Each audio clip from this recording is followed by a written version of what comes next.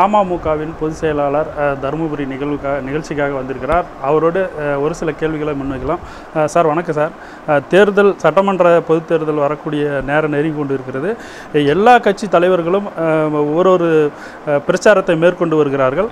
அமமுக சார்பில் நீங்கள் எதிராக பிரச்சாரம் செய்வதற்கான திட்டமிட்டிருக்கிறீர்களா? எப்போது தொடங்க போகிறீங்க சார்? நான் அனைத்து தொகுதிகளுக்கும் சென்று தொகுதியில் எங்கள் நிர்வாகிகள் கூட்டமும் நடத்திட்டு வரோம். அடுத்த கட்டம் ஒவ்வொரு கட்டமாக தேர்தலில் இருக்கிறவங்க எங்களது பிரச்சாரங்கள் அதிகமாகும்.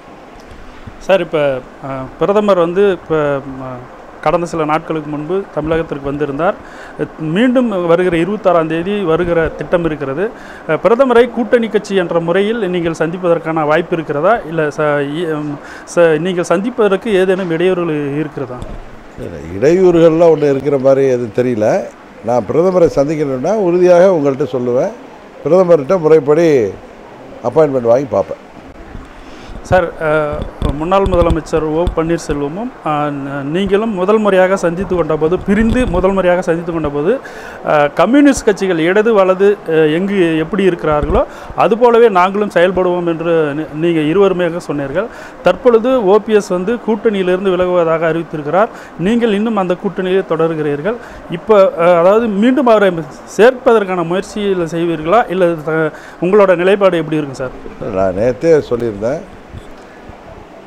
தீரன் சின்னமலை அவர்கள் நினைவு நாளுக்கு அங்கே வந்திருந்தப்ப ஊடகங்களில் அண்ணன் பன்னீர்செல்வம்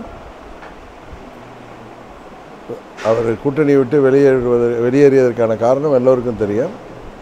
அவரை அந்த நிலைக்கு தள்ளி இருக்கக்கூடாது. அதனால் அதற்கு காரணமானவர்கள் அவர்களுடன் சமரசம் பேசி அவரை மீண்டும் கூட்டணிக்கு கொண்டு வர வேண்டும் என்று நேற்றே நான் சொல்லியிருந்தேன். அதுக்கான முயற்சிகள் ஏதேனும் எடுப்பதற்கு வாய்ப்பு இருக்கா சார்? உங்களுக்கு யாருனாலும் அவர் வெளியேறினாரோ அதற்கு காரணமானவர்கள், என்ன காரணத்திற்காக வெளியேறினாரோ அதற்கு காரணமானவர்கள் அவருடன் சமரசம் பேசி அவரை மீண்டும் கூட்டணியில் சேர்க்க வேண்டும் என்று நான் சொல்லியிருக்கிறேன். இப்போ இந்தியா கூட்டணி கடந்த 3 தேர்தல்களை சந்தித்துள்ளது. தற்பொழுதும் அவர்கள் வலுவான கூட்டணியாகவே இருக்கிறார்கள்.